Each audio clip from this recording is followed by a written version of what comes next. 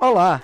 Agora nós vamos dar continuidade ao estudo de caso de Dona Marcelina, respondendo a alguns questionamentos importantes acerca desse caso. A história de vida de Dona Marcelina reflete elementos da transição demográfica e epidemiológica? Identifique esses elementos. Em seguida, os explique com base em elementos conceituais e científicos. Sim, o processo migratório apresentado na narrativa, com o aspecto peculiar do êxodo rural, coadunam com o exposto nos estudos da dinâmica demográfica de Carvalho e Garcia, do fenômeno observado no país a partir da década de 60. Outro ponto de constatação, no caso ante ao demonstrado no estudo, está ligado à redução da fecundidade, que Marcelina, tendo 3 filhos, apresentou em comparativo à da geração anterior, já que seus pais tiveram 8 filhos.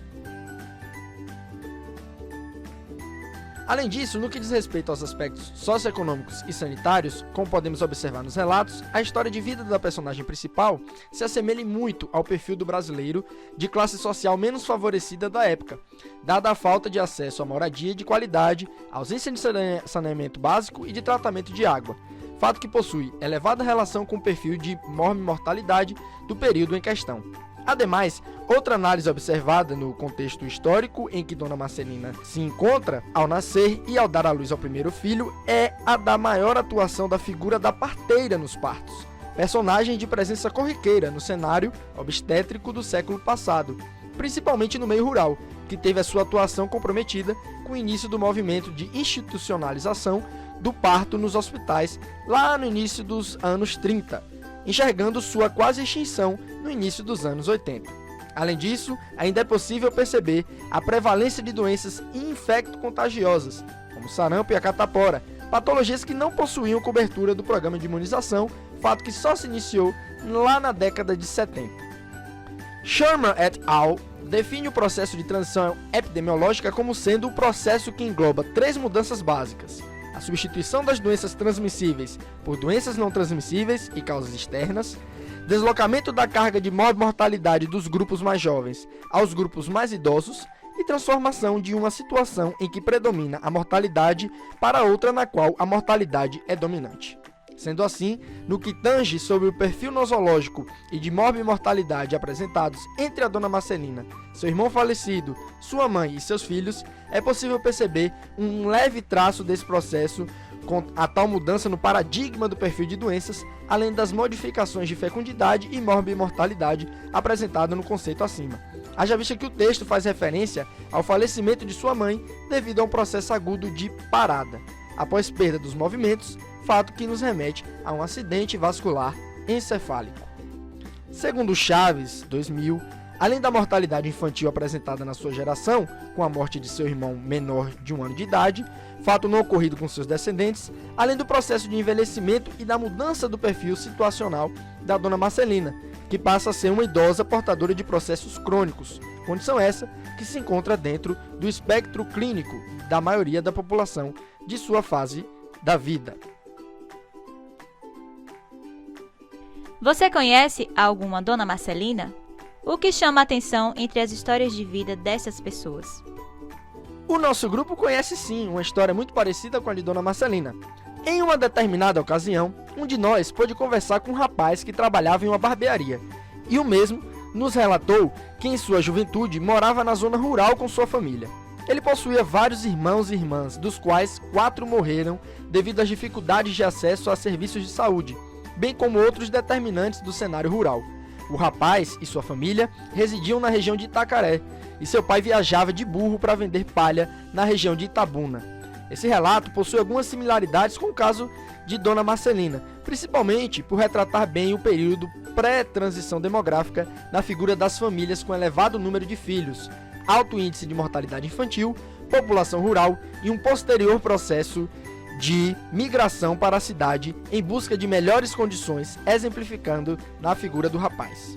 Ademais, a história de vida da Dona Marcelina é similar à das avós e mãe de uma das integrantes do nosso grupo, que assim como o rapaz da barbearia morou muito tempo na roça, teve irmãos que morreram em decorrência das dificuldades de acesso à saúde, possuíram várias doenças infecto-contagiosas como sarampo e cachumba, além da quantidade de filhos diminuir conforme as gerações, e procurarem também por meio do êxodo rural, melhores condições de vida.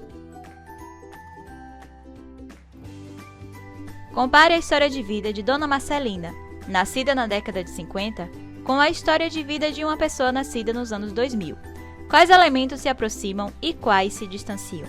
Levando em conta as mudanças demográficas e de outras dinâmicas populacionais, o perfil das famílias brasileiras se alterou. Consequentemente, o estilo de vida dos indivíduos também sofreu modificações.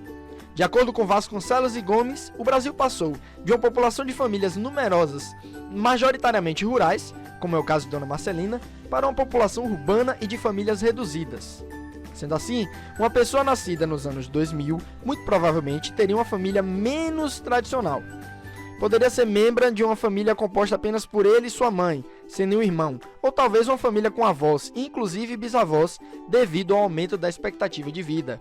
Outra diferença marcante é relacionada ao acesso ao saneamento básico, já que a família de Dona Marcelina é pertencente à zona rural e esteve sujeita ao contágio de doenças infecto-contagiosas. Nos anos 2000 em diante, a mortalidade infantil decaiu bastante devido à melhora das condições sanitárias.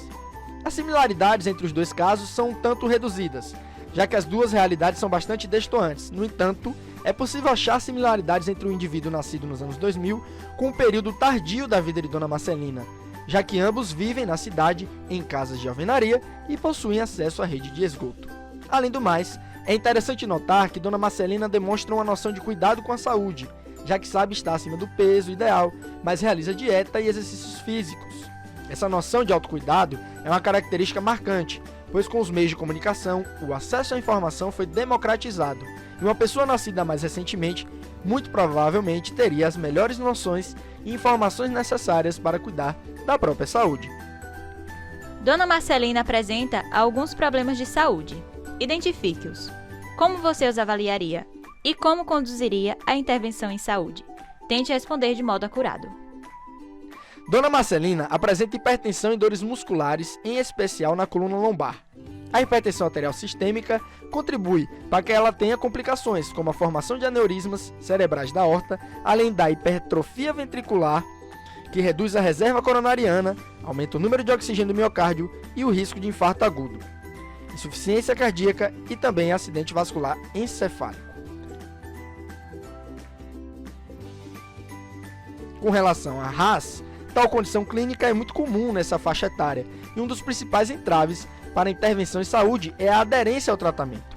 Diante disso, realizar a educação em saúde, esclarecendo sobre as necessidades e particularidades do caso de Dona Marcelina, sobretudo na faixa etária em que se encontra, além do incentivo às mudanças de vida já iniciadas, com exercício físico e dieta pela paciente, é de suma importância para o controle da hipertensão e adesão aos retornos ambulatoriais.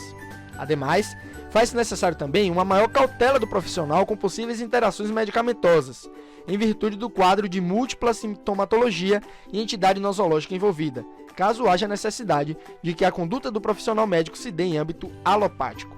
No caso das dores musculares e na região lombar, estas podem ter origens multifatoriais e terem sido desencadeadas ao longo da vida, principalmente a partir do trabalho, como doméstica, podendo comprometer a marcha e o equilíbrio e favorecer uma maior propensão a quedas que podem ter como consequências lesões, fraturas, perda funcional e perda da independência, além, claro, de medo.